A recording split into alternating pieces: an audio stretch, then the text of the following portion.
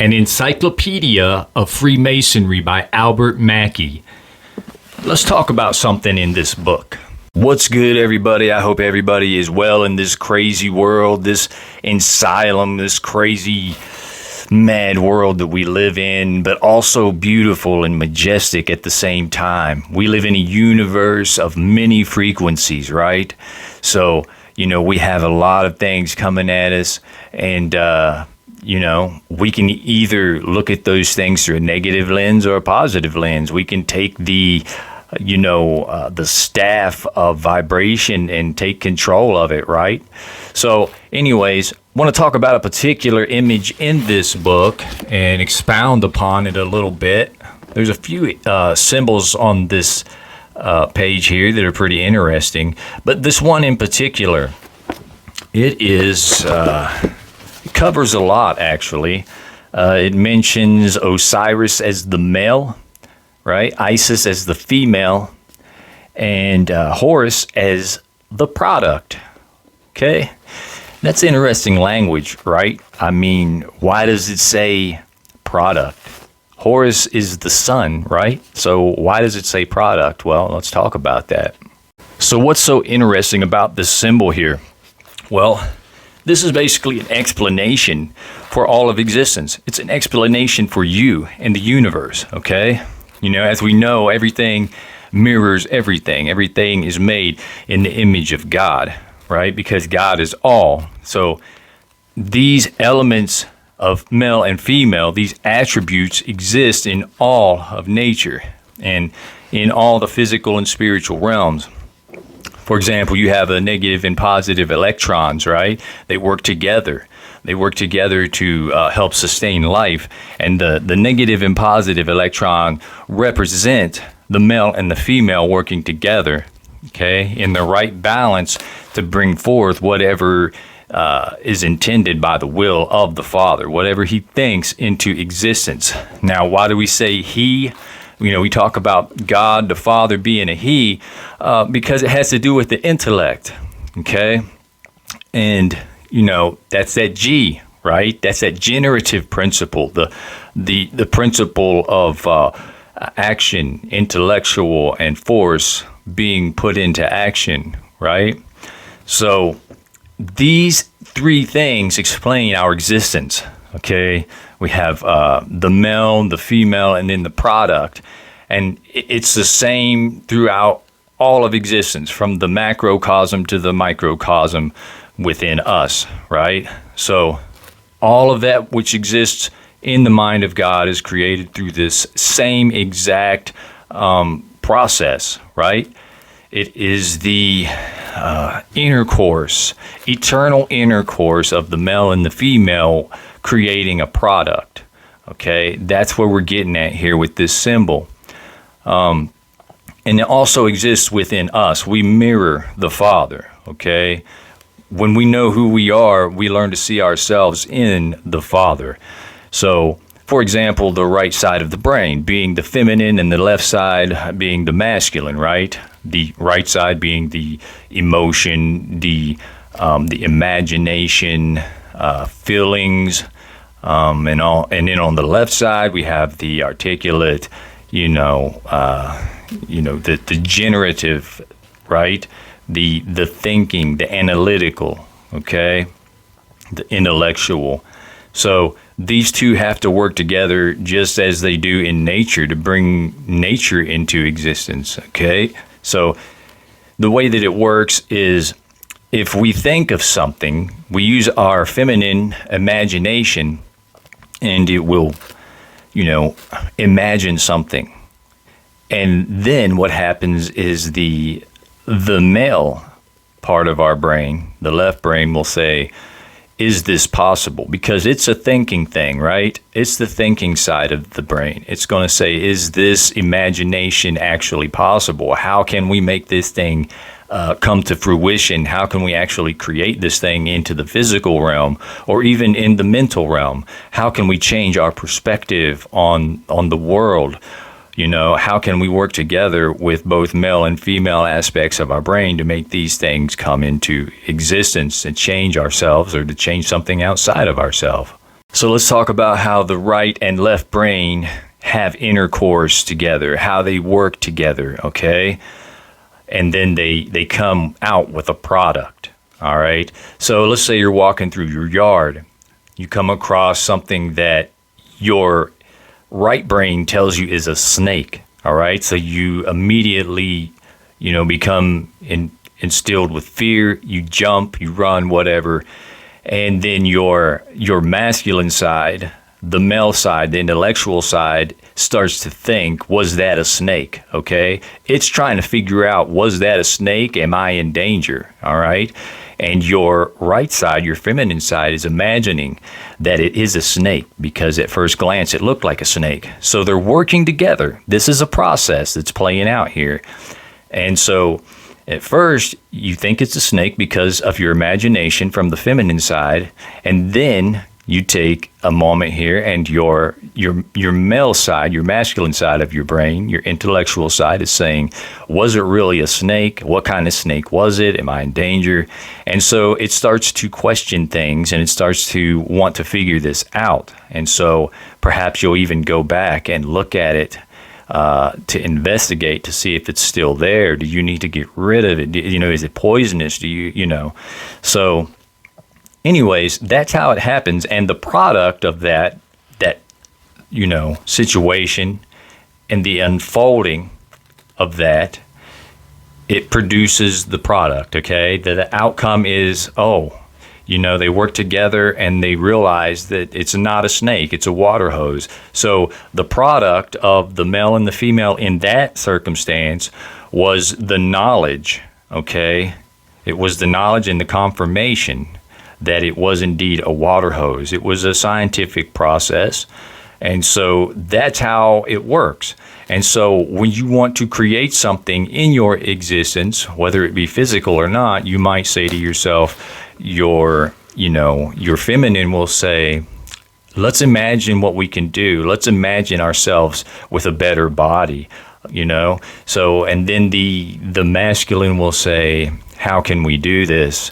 And then you go back to the feminine, and the feminine is imagining all these ways, maybe like working out, running, all these things. And then the masculine is saying, are these things possible? Can I do these things? It starts to calculate, right? What kind of schedule would I have to get on? So anyways, you see how they're working together. It's intercourse between the male and the female within the mind. And the product is going to be a better body, okay? Because you're going to let those two work together within yourself to breed and bring forth something into the physical realm. And it's the same thing with anything that you're making. If you're a woodworker, it's going to be the same process. The feminine is going to imagine all these scenarios and things that you can do and create. And then it goes back to the male, right? Articulating it, configuring, trying to figure these things out. And so when they work together, they create that horus, okay, the product, the sun that you have, brought forth in your realm of existence. Since you are the micro chasm of the macrocosm, it's the same thing. It's the same thing. It's the same way that God works with the universe, bringing things into existence through the mind. And these two the feminine and the masculine attributes work together in the mind of God, just like they work together in your mind. Okay, so everything is in the mirror image, created in the image of God. And something that's interesting about the body is its reverse, right? So you have your right side of your body is your masculine side, and the left side is your feminine side. And it's the total opposite of the brain, because the left side of your brain controls the right side of your body, right? So still, it works together in the right correlation. And so you have the masculine side of the mind and the brain controlling the masculine side of the body, vice versa. And, it's typically the right side of the body is the strongest side, okay? just statistically, it's just the stronger side. That's what helps make it the masculine side. And then typically the left side is the weaker side physically, okay? So, and this doesn't have anything to do with like real sex, okay? So it has nothing to do with discrimination or feminism or anything like that. It's all symbolic, but yet it's not symbolic, okay? But anyways, that's how that works. So that is why, when it comes to ancient Egyptian spiritual ritual, we have this thing called the eternal moving forward left foot, okay? And it's moving forward. It steps up first when you go to take a step, okay? And that is just known as the eternal forward moving foot, okay? And it's controlled by the right side of the brain, the feminine side, the imagination, okay? And so you imagine something first, the imagination, and then the masculine makes it possible by bringing it into, an articulate expression, right? And figuring out how to manifest it and make it happen. So anyways, I just thought that was kind of an interesting thing, and just wanted to talk about that for a second. Hopefully that was kind of edifying to somebody out there. And, if you're interested in actually creating some outcome in your life, some change in your life, that's how it's going to happen. That's the process that takes place. Okay? So you have to imagine first, and then you have to calculate and articulate and put it together scientifically, right? You have to come out with a formula. You have to be able to let those two hemispheres work together in order to manifest into the physical realm. And so basically all this is about is knowing thyself, right? If you can understand yourself and bring yourself into reality so that you are not just living in a world of imagination with no concrete resolution for anything, you can find yourself in a mess. But, if you know thyself, what you're doing is you're coming more into reality. You're coming more into nature, because God is known through nature. God is known through his creation, right? So if you don't have any contrast, you don't know that there's not contrast. There has to be opposition in order for us to even know that we exist or that God exists. So, as stated, coming into yourself and into reality is coming into know nature and how it works and how it functions and operates even within ourselves. The closer we can become to reality, the more enlightened we become, okay? Just like Moses in the burning bush. Think about that, basically that's a story about God in nature, because if you look at the bush is nature. It's an expression of God's creation. And the flame, the burning flame that, the burning bush, that flame is the symbol of that which is the eternal principle, okay?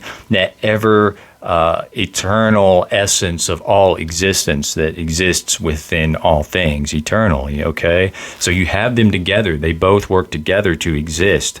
And so that's what you're realizing about yourself, is that you are the burning bush, okay?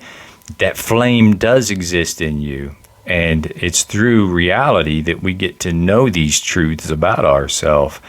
And so, when God said, I am, right? The I am in nature is matter, okay? Nature is the matter, and the I am is in that, okay? So I am simply that I am inside of this matter, okay? But I just thought that was an interesting point to bring up as well. So it's about getting comfortable with letting go of things that we may have imagined to be real that aren't real, okay?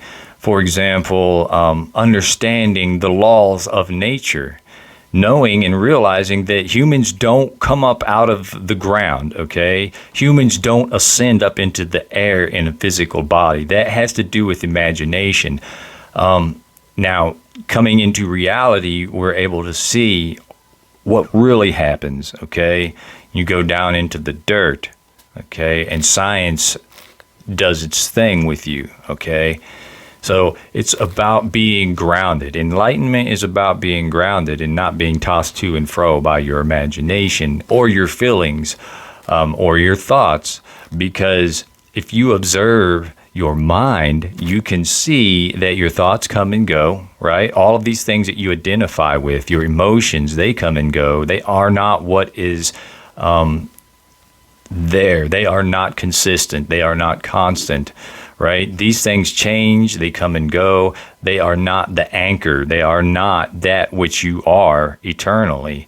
The I am that I am, just pure now awareness in this moment, in reality. And that's why meditation is helpful, even if you focus on your breathing, because what that does is focusing on your breathing brings you into reality. It gets you out of your head and into reality. I used to suffer with anxiety really bad, but I learned over time that when I was really engaged in something, that the anxiety was gone, okay? My attention was on something else other than my anxiety. And so I learned that all I had to do was develop the will to transition my attention to something else. Okay, so I took control of that.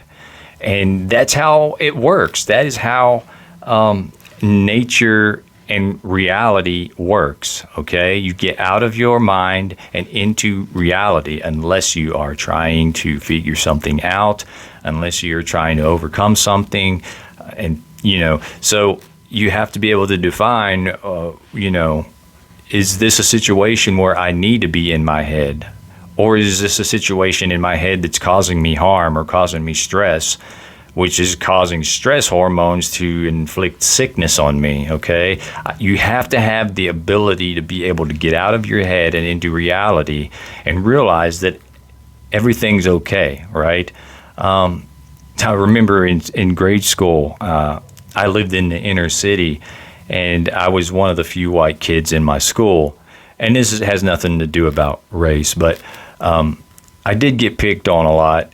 I was very skinny, and so a lot of times I was threatened that after school I would get beat up, right? And so I would sit in school and my imagination would go crazy. I would sit there in fear the whole day, and I was stuck in my head. I was feeling all those negative emotions. I was feeling paralyzed, and the stress was just wreaking havoc on me. But what happened was when I would leave school and I'd go to walk home, those kids weren't even there. They weren't waiting on me.